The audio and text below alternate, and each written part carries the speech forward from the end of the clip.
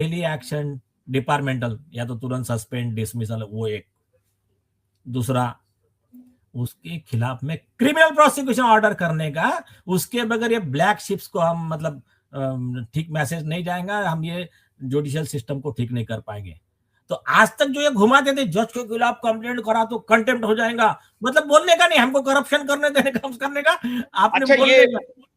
अच्छा, इस व्यक्ति को देखिए, ये हाई कोर्ट में खड़ा होकर के कह रहा है कि 40,000 पन्ने का रिपोर्ट फाइल हुआ, उसमें इतने सबूत पेश किए गए, सारे सबूत हमारे खिलाफ निकले और तब जाकर के ये निर्णय दिया गया। अरे बाबा, एविडेंस का ट्रायल नहीं हुआ और इनके बेईमान भ्रष्ट पत्रकारों ने पूरा पूरा कार्यक्रम बना दिया। सर, मैं तो हैरान हूं। लेफ्ट इकोसिस्टम, मैं आपको एग्जांपल बताता हूं, सुनिए। मेरा मैटर था कंटेम्प्ट का, मेरी अपील थी सुप्रीम कोर्ट में जस्टिस विक्रम नाथ और जस्टिस संदीप मेहता जी के कोर्ट में। उन्होंने क्या कहा कि मेरे जितने ग्राउंड्स है वो हाई कोर्ट ने एग्जामिन करना चाहिए, और डायरेक्शन दिया, all the issues raised by the appellate should be decided by the high court. Second para में क्या लिखा कि हमने जो वर्ड लिखा है इसमें कि प्राइमा फैसी इन्होंने प्रेस कॉन्फ्रेंस नहीं करना चाहिए था नीलेश ओझा जी ने, तो उसमें बट आगे क्या लिखा कि हमारे जो भी ऑब्जर्वेशन है that can not be considered as an opinion on merit and high court should decide without influence by any observation. अब सुप्रीम कोर्ट बोल रहा है कि मेरा ओपिनियन ऑफ मेरिट पे हमने कोई ऑब्जर्वेशन दिया नहीं है, नीलेश ओझा की सारे कंटेंशन है, रिमांड बैक किया, हाई कोर्ट डिसाइड करेगा। उसको ये लेफ्ट इकोसिस्टम का मीडिया, तुम्हारा live law, times of India, Indian express, क्या टाइटल दे रहा है? High court furious on advocate said rejected his petition, said you cannot, क्या बोलते, तो इसके खिलाफ में तुमने एलिगेशन किया जस्टिस रेवती मोहतड़े के खिलाफ में, तुम्हारे पास में कोई सबूत ही नहीं है, ऐसा नहीं है। आप एडिट पे इतने सारे सबूत दे के, लेकिन अभी देखिए ऑर्डर ये है, उसको फ्रेम कैसा कर रहे हैं लोग, न्यूज कैसी चला रहे हैं, आधा पार्ट गायब कर दिया, इसको बोलते हैं dishonest concealment, distortion of material fact. तो अभी ये जो है केजरीवाल का जो इकोसिस्टम है मीडिया का, वो हर बार ऐसा घुमा देता है कॉमन मैन को दिखाने के लिए, लेकिन मेरा बस, लेकिन अब नहीं घुमा पाएगा ना, अब घुमा नहीं पाएगा। अब इनको पहली बार हम लोगों से पाला पड़ रहा है। अब इनके सारे इकोसिस्टम, इनकी पूरी बुद्धिमत्ता और इनका जो मीडियोक्रिटी है उसको भी एक्सपोज करना है। How much they are mediocre and to which extent they are, we shall expose them. नहीं, वो तो है ना फिर अभी। लेकिन मेरा जो ग्रीवेंस है ना, मेरा दर्द है अगेंस्ट द गवर्नमेंट। मैं बार बार ये कह रहा हूं, आपके पास मिनिस्टर्स है, आपके पास में प्रवक्ता है, आपके पास में सॉलिसिटर जनरल है, अटॉर्नी जनरल है, सीबीआई है, पुलिस है, सब है आपके पास।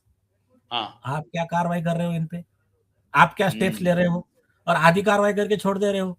अरे करो ना, एक को निपटाओ ना, एक को निपटाओ। टाइम्स ऑफ इंडिया की फाइल पड़ी है आपके पास, कुछ नहीं कर रहे आप। तो ये जो है लाइव लॉ मालूम है कि इतना डिसऑनेस्टली काम कर रहा है, वो अपना सिस्टम चला रहा है, ये सब जाने दीजिए। मुझे इतना बताइए, अभी मेरे ही केस में सुप्रीम कोर्ट ने ऑब्जर्वेशन दिया, अगर केस से रिलेटेड एक प्रेस कॉन्फ्रेंस या फिर पब्लिक प्लेटफॉर्म पे कुछ बोलते हैं, तो prima फैसी it can be A case of unbecoming of member of noble profession. और उन्होंने कहा कि मेरा विषय वो वैसा नहीं है, प्राइमा फैसी आगे का डिटेल हाई कोर्ट डिसाइड करेंगे, मेरा छोड़ दीजिए। बट उसमें एक लॉ तो बन गया। तो अब ये लॉ अगर लगाए तो सबसे पहले कपिल सिब्बल एडवोकेट के ऊपर सबसे पहला कार्रवाई होना चाहिए। हम खुद अर्जी दे रहे हैं कि ये मेरे केस का ऑर्डर है और ये कपिल सिब्बल का है। देखो उनके चैनल पे क्या करते हैं कपिल सिब्बल, उमर खालिद का केस है, तो ये एक बेईमान जज सुप्रीम कोर्ट का रिटायर्ड दीपक गुप्ता, अनादर मिस्टर सुधांशु धूलिया, इनको बुला के चैनल पे डिस्कशन क्या करते बताता हूं मैं। आपको पता है मुझे उमर खालिद के ऊपर केस क्यों हुआ? बोले क्यों हुआ? उसने बोला कि वो लोग हम पर हमला करेंगे तो हम राष्ट्रगीत से जनगण मन से जवाब देंगे।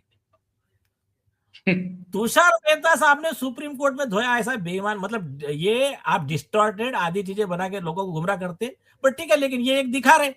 तो मेरे केस लॉ के तहत सबसे पहले इनका सीनियर काउंसिल का गाउन भी हटना चाहिए और इनकी सनद रद्द होनी चाहिए। इनको किसी भी कोर्ट में वकील बोल के काम करने की परमिशन नहीं देनी चाहिए, एक।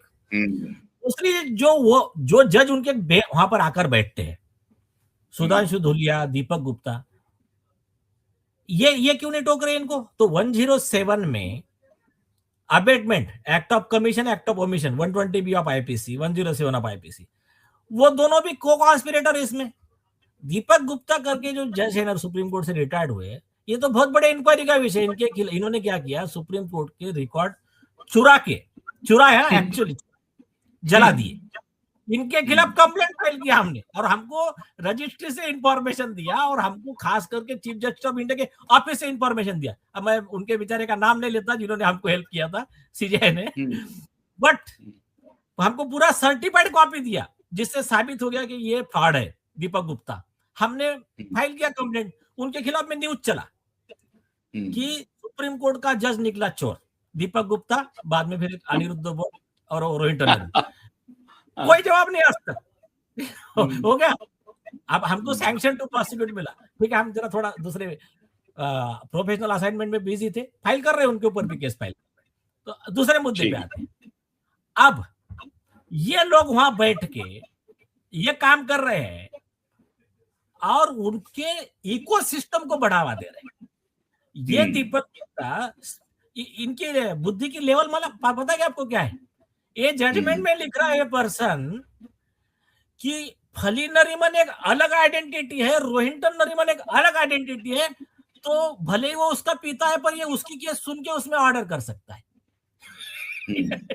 पिताजी ये ऑर्डर कर सकता है, बोले रोहिंटन नरीमन। तो ये लेवल है। और दूसरा क्या लिख रहे हैं ऑर्डर में? बोले सुप्रीम कोर्ट के लार्जर बेंच ने कुछ भी बोला होगा, मतलब बाल ठाकरे के मैटर में 3 जज बेंच ने, लेकिन एक ऑथर है समरादित्य पाल, एक किताब का लेखक है। ये आर्गुमेंट एक्चुअली में किया कि उसने सिद्धार्थ लुथरा ने, और उसको ये ऑर्डर अलाउड कर रहा है। बोले उसने जो लिखा है तो वो मेरे को ठीक लग रहा है। क्यों ठीक लग रहा है मालूम है? क्योंकि मैं बाइंडिंग प्रेसिडेंट को मान लूंगा, लॉ के हिसाब से काम करूंगा, तो मेरे को रोहिंटन नरीमन को जेल में डालना पड़ेगा। मुझे वो आथर का कहना सही लग रहा है, सुप्रीम कोर्ट का कॉन्स्टिट्यूशन बेंच में को गलत लग रहा है। ये ऑर्डर में लिख रहा है आदमी, उनको अवार्ड दिया हमारे लोगों ने, mister overruled Deepak Gupta, mister overruled. चलिए तो फिर ये तो बहुत इंपॉर्टेंट बात हो गई। एक तो अरविंद केजरीवाल जी थोड़ा संभल जाइए, वो बैग लेकर के निकल जाएंगे और आपको शरद पवार जी और उद्धव ठाकरे जी सलाह दे रहे हैं। और दूसरी जो महत्वपूर्ण बात आज निकली है कि आपको जिन्होंने बेल दिया है, मतलब बरी किया है, वो मोहतरमा जेल जाने की तैयारी करें, क्योंकि उनके खिलाफ प्रामा फेसई बहुत ही सॉलिड केस दिख रहा है। तो नीलेश ओझा जी बहुत बहुत शुक्रिया, बहुत जबरदस्त प्रकाश आपने डाला, बहुत बहुत शुक्रिया, नमस्कार।